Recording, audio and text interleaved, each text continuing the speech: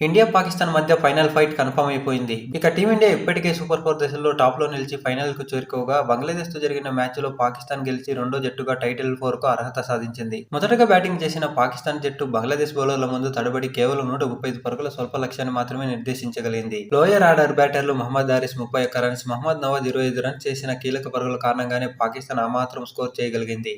బంగ్లాదేశ్ తరపున తస్కిన్ అహ్మద్ అద్భుతంగా బౌలింగ్ చేసి 3 వికెట్లను తీసుకున్నాడు. అయితే 136 పరుగుల స్వల్ప లక్ష్యాన్ని ఛేదించడంలో బంగ్లాదేశ్ ఫెయిల్ అయింది. బంగ్లాదేశ్ నిర్ణీత 20 ఓవర్లలో 9 వికెట్లు కోల్పోయి 124 పరుగులు మాత్రమే చేయగలిగింది. ఈ క్రమంలో పాకిస్తాన్ 11 పరుగుల తేడాతో విజయం సాధించింది. ఇక బంగ్లాదేశ్ బ్యాటర్లలో షమీమ్ హుస్సేన్ 30 పరుగులతో టాప్ స్కోరర్గా నిలిచాడు. ఇక క్రికెట్ ప్రపంచంలోనే అత్యంత ఆసక్తికరమైన పోరుగా పరిగణించే భారత్-పాకిస్తాన్ ఫైనల్ మ్యాచ్ ఆదివారం దుబాయ్ వేదికగా జరగనుంది. ఈ టోర్నమెంట్లో ఇప్పటికే ఇండియా, పాకిస్తాన్ లీగ్ దశలో ఒకసారి, సూపర్ 4 మ్యాచ్లో రెండోసారి తలపడింది.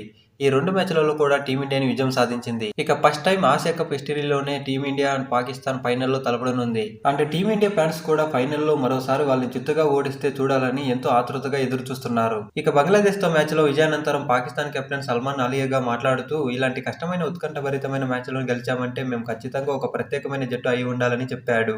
తమ జట్టులోని ప్రతి ఒక్కరూ బాగా ఆడారని ప్రశంసించాడు.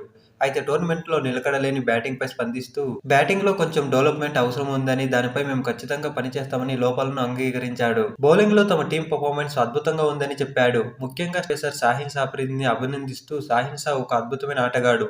జట్టుకు ఏది అవసరమో అతను అదే చేస్తాడు. అతని ప్రదర్శన పట్ల చాలా సంతోషంగా ఉందని చెప్పాడు. తక్కువ స్కోర్ చేసినప్పటికీ దాన్ని కాపాడుకోవడంపై స్పష్టత ఇచ్చాడు. మేము సుమారు 15 పరుగులు తక్కువగా చేశాం. కానీ మేము కొత్త బంతితో బౌలింగ్ చేసిన తీరు చూస్తే మేము ప్రత్యర్థిపై ఒత్తిడి పెంచాం. ఇలా బౌలింగ్ చేస్తే చాలా సందర్భాలలో మేము తప్పకుండా మ్యాచ్లు గెలుస్తామని బౌలింగ్ యూనిట్ను పొగడ్తలతో ముంచెత్తాడు. అలాగే మేము బాగా ఫీల్డింగ్ కూడా చేస్తున్నాం. కోచ్ షేన్ మాపై చాలా కష్టపడుతున్నాడు. మేము అదనపు సెషన్లు తీసుకుంటున్నాం. కోచ్ మైక్ హుస్సేన్ ఒక విషయంలో స్పష్టం చేశారు. మీరు ఫీల్డింగ్ చేయలేకపోతే జట్టులో ఉండలేరు అని. ఈ మాటలు మాకు ప్రేరణగా నిలిచాయని చెప్పుకొచ్చాడు. ఇక చివరిగా టైటిల్ 4పై సల్మాన్ అలీగా ధీమా వ్యక్తం చేశాడు.